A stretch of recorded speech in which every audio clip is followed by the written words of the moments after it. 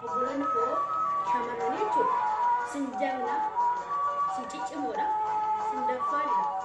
Kan Oromoo kana laffaa jirtan, kan Oromoo kana hin beekne kan hojjechaa jirtan, kaayyoo keessa dhiqattanii gaafa namni dadhabbiin keessaniif beela keessan hin beekne dhufes na baaru jechuudha. Iddoo kenniitina, hin dhaga'ina.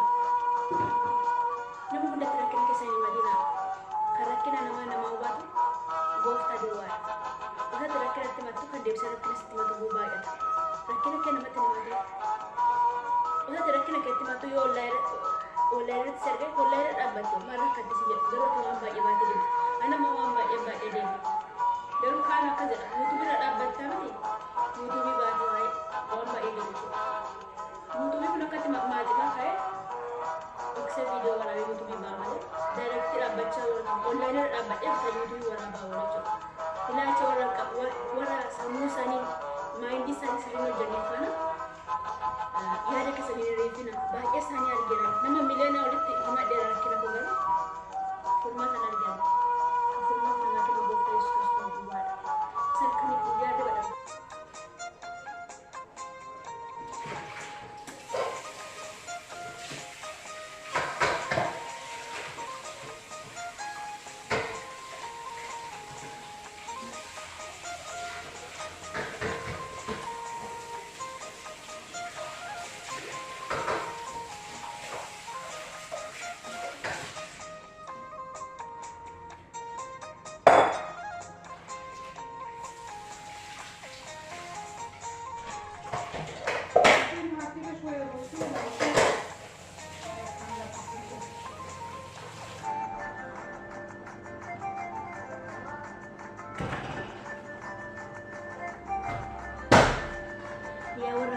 Kadama jetta kadama kana akka ciccite hojjetti nafi kadama ya shinti beta tabi wari jetta inya daiman dinan inya shinti beta tabi ada inya warkina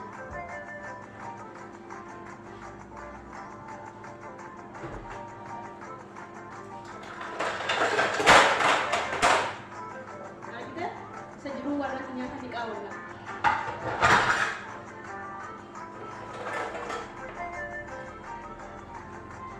Kanya titolchi anuma kadhe qalu wate anuma akasti jirati kadama injeri shinta tabi inya daiman dana inya shinta tabi dana oji kora manjalet warqi medi siditu fibna arabson taynuna garuna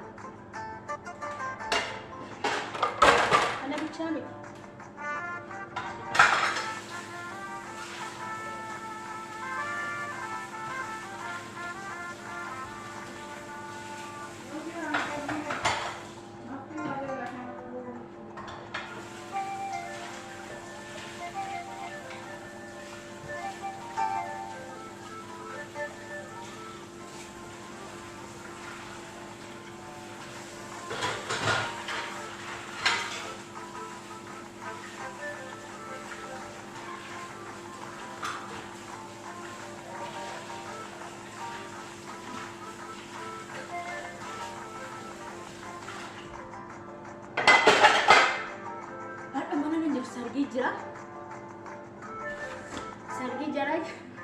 Sargi jara jechuudha. Misaala ada qopheessina dorba. Kan biraan immoo daabboo tolcha'ee bukoomni gannaas.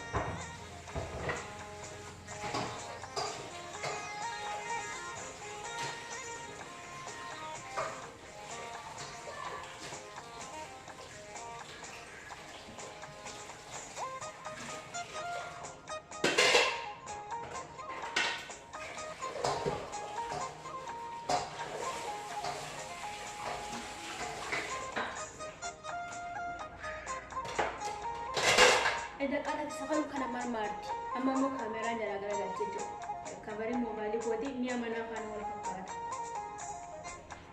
nama jadi ini negara raja baru mana gak sih jadi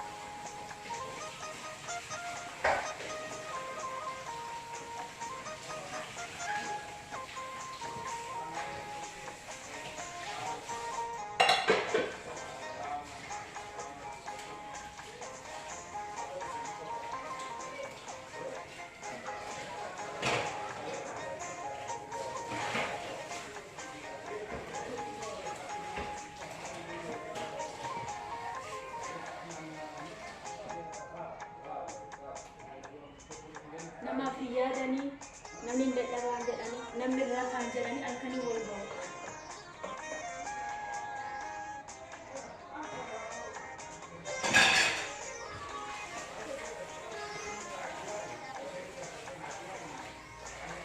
guyyaa guutuu guyyaa har'aan irraa caffara oolan jechuudha guyyaa guutuu ammallee waan tafee jira yoo nyaachuu barbaadanii yoo dhuguu barbaadanii waan hundi hafee jira akkata viidiyoo isinii waraabummoo nadhabe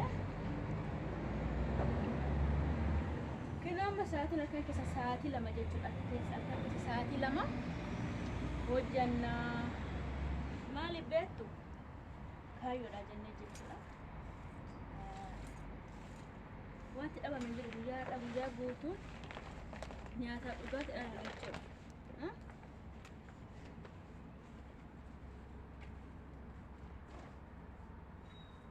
halkan keessa sa'aatii 5 eegalee amma ammaatti kunoo saalaan kaasaa jira jechuudha egaa baalageen isa kanan beektu waan baay'ee namaa jirti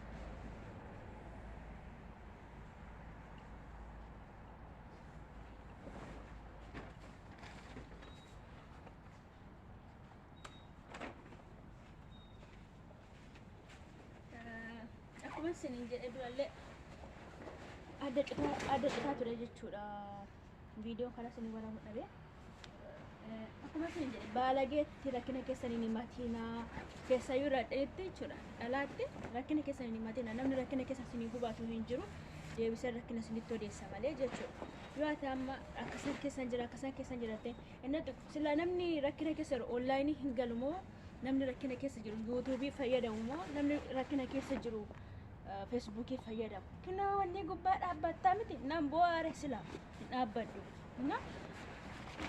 namatti rakkina keessan hin himatina dhugaa isiniin jedha rakkina keessan gooftas hundumaa danda'u sala ba'aa hundumaa baate nuuf jedhee giddirfame sanatti hima huumaa hundi keessanii jechuudha warri beektanis warri hin beeknes gooftaa keessan duwwaatti madda rabbiin isa edda sana jechuudha amantaa kan keessa ta'a namatti himatina rakkina keessan umaa isiniif hin godhu gaaf tokko isin gargaare gaaf biraa isin biraa adeema jechuudha namni yeroo hundumaa rakkina nama gargaara gooftaadhaan ala jechuudha እና isi fana xuuxanis bira deebu kan inni nama fana xuuxana bira deebine gooftaa duwwaadha achi maal ta'ani ishiin bakkeetti baay'ee akka bakkee kaabatti yaatoofi kaabatti dashin akkas jedhu jechuudha ani garuu guyyaa har'aa jechuudha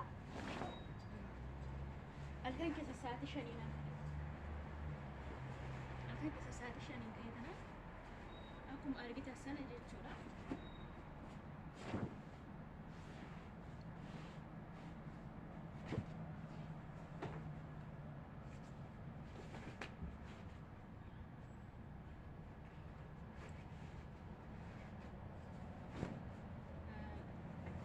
otoo midhaan itti qayyaruun oolee jechuudha. Halkan keessa sa'aatii 5 kaasee qursiidha, xidaatiidha, uffanni jira, deliveries jedhanii taa'anii talabuu isa situu bahee fuudha.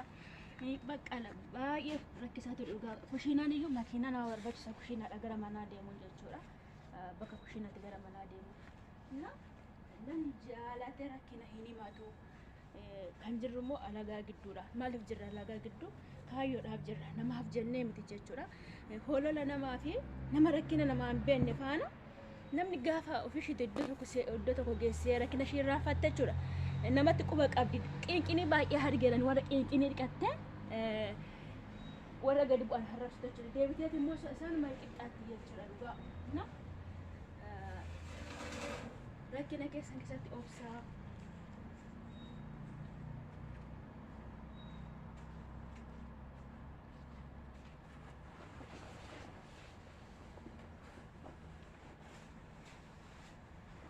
Rakkina obsaan dabarsaa dhugaan siin jedha. Rakkina obsaan dabarsaa. Waggaa lammaadhaa gaafa mana haadhu waan baay'ee karoorfadhe. Garuu karoora kooti malee karoora waaqayyoo turre jechuudha. Inni waaqayyoo yaade raawwatetti inni nani yaade immoo hafe jechuudha. Kanaaf hojii kan birraa yoo ta'a.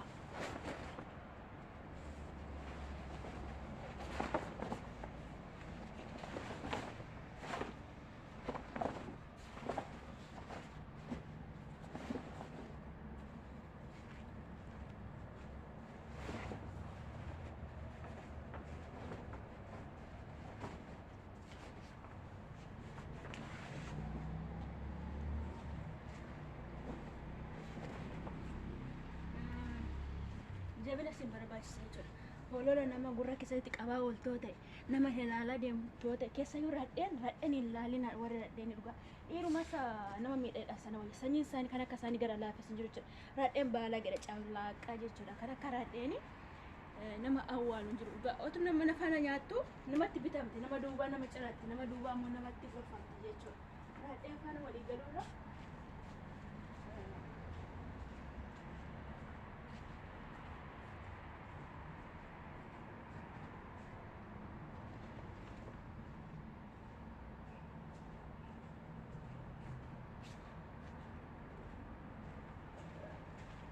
radheen keessa ishee jechuudha. Haxxummaa bofaa qabdi jechuudha. Ijoollee dhiiraa warri nuti komannu dhugaa isin jedha. Dhugaadhaan amansiistanii dhugaadhaan itti adeemnaan dhugaa jirtu sinitti. Radheen garuu jechuudha. Sin duuba deemte sin irratti mari'atte sin awwaalti sin gurgurti jechuudha. Radheen faana walii galuu rakkisaadha sin jira. Of eeggannoo godhaa. Hojii keessan immoo isa sinii kenname isa argattan hojjedhaa. Xinnoo nama sa'aatii 2 ta'e jechuudha halkan keessa. Akka Dubaayitti jechuudha. Boruu ganama immoo boruun jedha laala bareeda bar. Amma immoo sa'aatii 6 akka jechuudha deebi'ee. Maaliif kaayyoodhaaf jechuudha. Baalageen garuu kanan beektu quba namatti qabdi jechuudha beekte. Sin irratti wal ijaarti. Yoo sin akka isaanii ta'uu baattan, yoo guyyaadhuma tokko maamara isaanii keessaa aftan, yoo guyyaadhuma tokko dubbii isaanii keessaa aftani wanni isaanii keessa gassin baasu jechuudha. Waan xiqqoo keessa gassin baasu jechuudha. Waan xiqqoo keessa. Kanaaf yaada keessa namarra kaawwatina. Namni baalageedha dhugaa. Nama fixeensa ganamaa yaadayyuu rakkisaadha kana haasa'u. Isin jedha. Amma maalan gochaa jira beektu. Waan baree.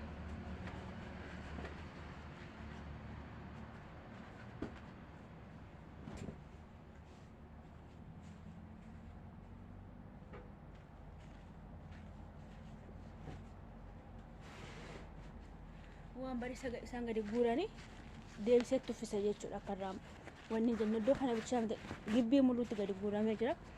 Inni kun asitti uffifama kamaatti galmoo deebisee galcheera jechuudha. Jabaadha hojii keessanitti karoora mataa keessanii malee radheen faana karoorfatiina. Radheen baalageedha. Radheen hiriyaa shirraa jechuudha. Beenu galee tan beenu abbaa manaa kootti galee mi'a naa kennenaan abbaa manaa ishitti galtee heerumte abbaa manaa hiriyaa ishiitti jechuudha. Radheen akkasii jechuudha. Baalagee cablaaqa jechuudha. Kan akka radheen baalagee hin jirtu lafa kanarra. Dhifa manaa godha. Warri nagaatti jirtanii nagaa isiniif haa baay'atan malee warra baalageeni baay'ee nama aarsisu jechuudha.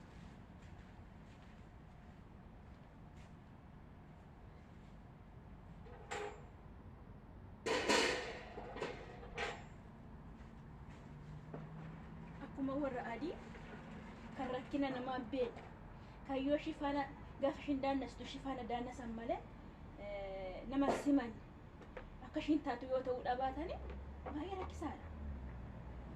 Beektanii ulfaataadha. Eenyurratti ijaaramtanii jirtu laata? Hiriyaan keessan eenyudha? Of ilaalaame dhugaa akka koo shawwadamiin ani bara baay'ee shawwadame raadheen faana jechuudha. Gaarii fakkaatu garuu akkas jedhamti Oromoon iyyuu dhadhaan gaarii fakkaate uffata balleessadha. Dhuguma bara waan nama qabbaneessu fakkaate gaafa uffata irra ga'e miicuusaa rakkisaadha. Akkas irradheen gaafa keessa namaa seenti nama madeensiti jechuudha. Madaan qoora namatti gooti.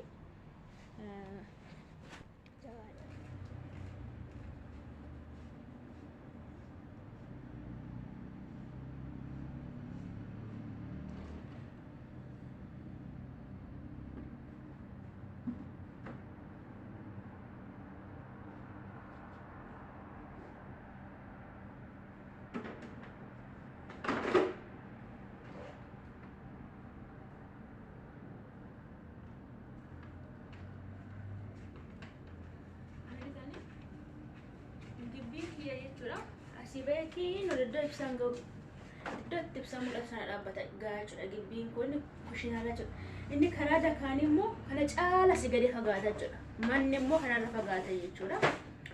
Kanaamma guure fixee dhufee jira siniin jedha qashtiin waan koo warri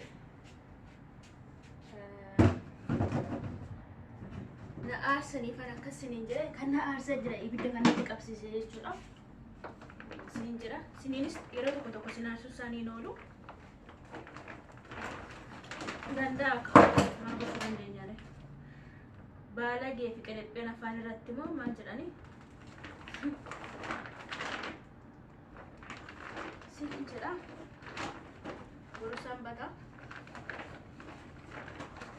guyyaan boru guyyaa sanbataati. Ani garuu haadha qidaamee galgala kanas sinii qabala guyyaa boru sinii gadhiisna ka laayif sheer nu godha sila nama eebbisuudha yuutuubiin bahu namni nama abaaruudhaan malee jammarre kan nutis jammarre hin dagatiin nu eebbisaa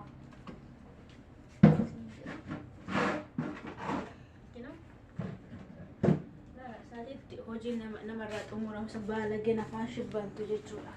Dhugaa baalageen namaan beektu akkasitti afaan shibbanti.